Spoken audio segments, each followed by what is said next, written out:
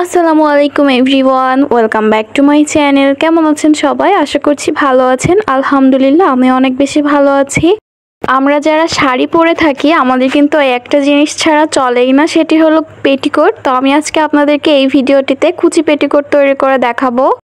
এই ভিডিওটি মনোযোগ সহকারে যদি দেখে থাকেন তাহলে আপনারাও যে কোনো কোমরের বা যে কোনো সাইজের পেটিকোট কিন্তু খুব ইজিলি তৈরি করে নিতে পারবেন। আমি খুব সহজেই দেখিয়েছি কিভাবে কুচি পেটিকোট আপনারা তৈরি করে নিতে পারেন। তো চলেন বেশি কথা না বাড়িয়ে ভিডিওটি শুরু করা যাক। ভিডিওটি ভালো লাগলে অবশ্যই লাইক করে দিবেন এবং আমার চ্যানেলটিকে সাবস্ক্রাইব করে রাখবেন। আমি এখানে কাপড় নিয়েছি, কাপড়ের পরিমাণ রয়েছে 2 গজ 6 গিরা। তো এখানে আমি আমার মেজারমেন্টটি দেখিয়ে দিচ্ছি। আমার এখানে ঝুল রয়েছে 36 ইঞ্চি, কোমর রেখেছি 34 এবং বেল্টের চওড়া রয়েছে 2 ইঞ্চি।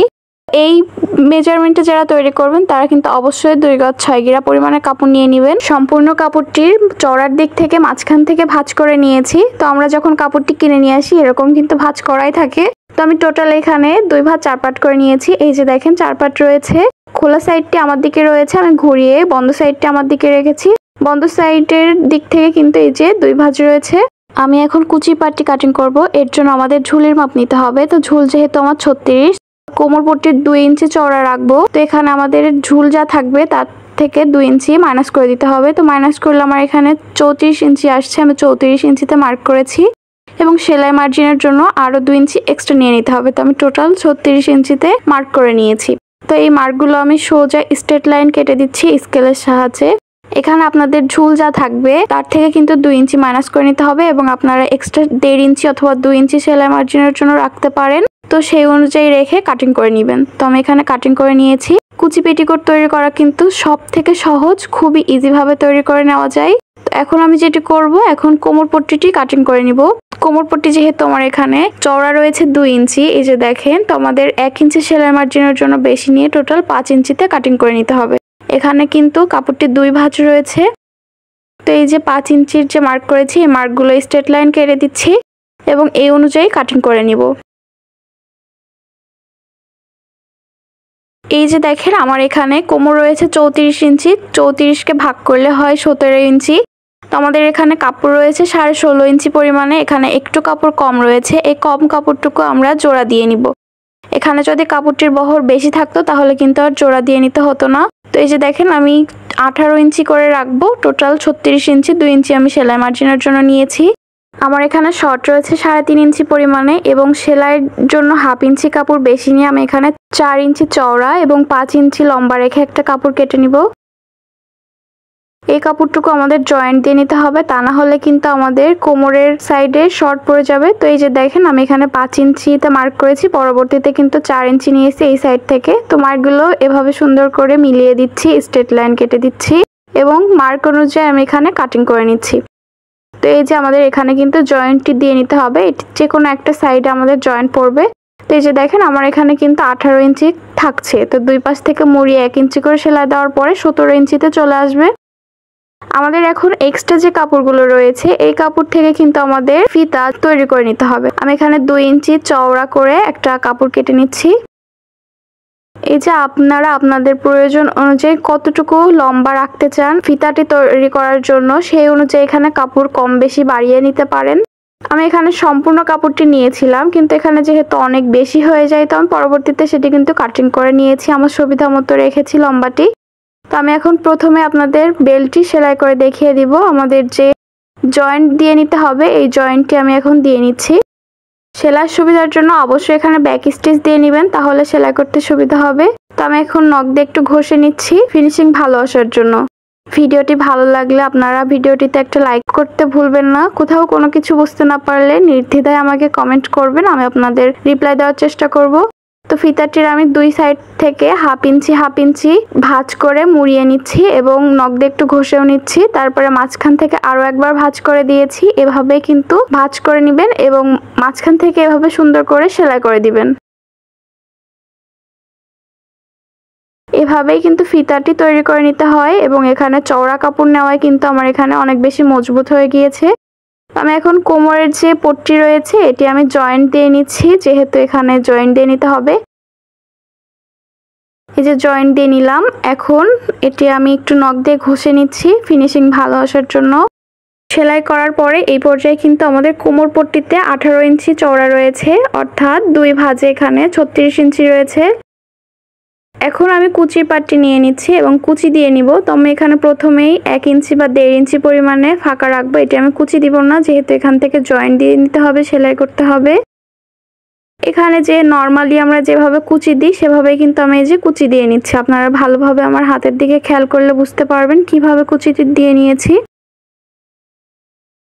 এখানে যদি আপনারা বেশি বহরওয়ালা কাপড় নেন তাহলে কিন্তু কুচি অনেক বেশি হবে, এবং এখানে যেহেতু আমার 2 হাত বহরের কাপড় ছিল, এখানে মোটামুটি কুচি হয়েছে।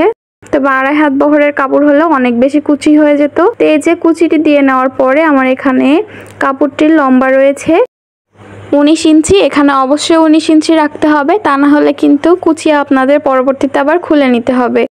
তো একইভাবে আমি এই যে 2টা পার্ট নিয়েছি। তো আমি নিচের পার্টটি সোজা সাইডে রেখেছিলাম এবং উপরের পার্টটিও উল্টো সাইডে রেখেছি, এবং এই যে 2টা সাইড এখানে কিন্তু 1 ইঞ্চি গ্যাপ রেখে আমি এখানে সেলাই করে দিব স্ট্রেট। এখানে যেহেতু এই যে 1 ইঞ্চি করে সেলাই দিয়ে নিতে হচ্ছে, এর জন্যই কিন্তু আমরা এখানে 18 ইঞ্চির জায়গায় 19 ইঞ্চি লম্বাটি রাখতে হবে কুচির পার্টের।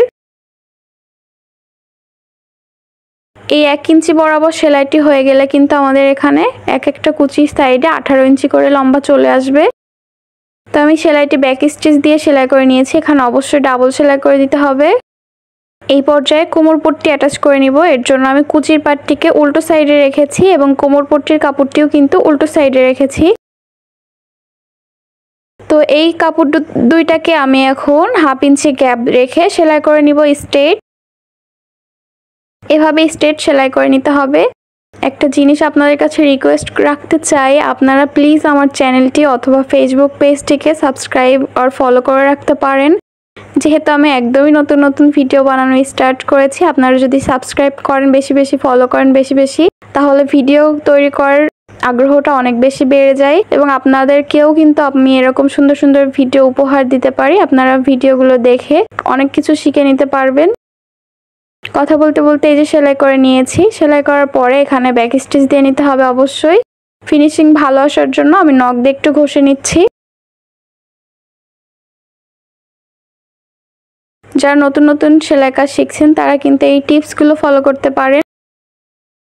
তো আমি এখন কাপড়টি ঘুরিয়ে সোজা সাইডের দিকে নিয়ে আসব। পেটিকোটের সাইডের ফাড়া রাখবো আমি এখানে 5 ইঞ্চি। এর জন্য উপর থেকে 7.5 ইঞ্চি নিচে একটা মার্ক করে নিচ্ছি, এবং এই যে দেখেন আমরা যে 1 ইঞ্চি কাপড় বেশি রেখেছিলাম, এভাবে 2 বার মুড়িয়ে ভাঁজ করে এভাবে স্ট্রেট সেলাই করে দিতে হবে। আমি আপনাদের সেলাই করে দেখিয়ে দিচ্ছি। এই যে দেখেন আমি 2 বার 1/2 ইঞ্চি করে মুড়িয়ে সেলাই করে নিচ্ছি স্ট্রেট। এই যে আমরা 1/2 ইঞ্চি করে মুড়িয়ে নিলাম, এটি আমরা যত নিচের দিকে আসবো তত চিকন করে ফেলতে হবে। এবং আমরা এখানে যে 7.5 ইঞ্চিতে মার্ক করেছি, এখানে প্রায় 8.5 ইঞ্চি পর্যন্ত সেলাইটি করতে হবে। একইভাবে আমি অপর সাইডের সেলাইটিও করে নিচ্ছি। তো এই যে দেখেন এই পাশটিতে সেলাইয়ের সুবিধার জন্য নিচের দিক থেকে সেলাই করে নিচ্ছি। এখন আমি উপরের দিক থেকে 1/2 ইঞ্চির একটু কম অংশ মুড়িয়ে আমি এভাবে নখ দিয়ে একটু ঘষে নেব সেলাইয়ের ফিনিশিং ভালো আসার জন্য। এখন আমি একবার বড় করে ভাঁজ করে দিচ্ছি, যেহেতু আমার এখানে 2 ইঞ্চি চওড়া কোমর পট্টি থাকবে। এই সেলাইটি অবশ্যই সুন্দর করে দেওয়ার ট্রাই করবেন। এই সেলাইটি যত বেশি সুন্দর হবে পেটিকোটটা তত বেশি দেখতে ভালো লাগবে। আমি মেপে দেখিয়ে দিচ্ছি আপনাদের। এই যে দেখেন এখানে আমার 2 ইঞ্চি চওড়াই রয়েছে।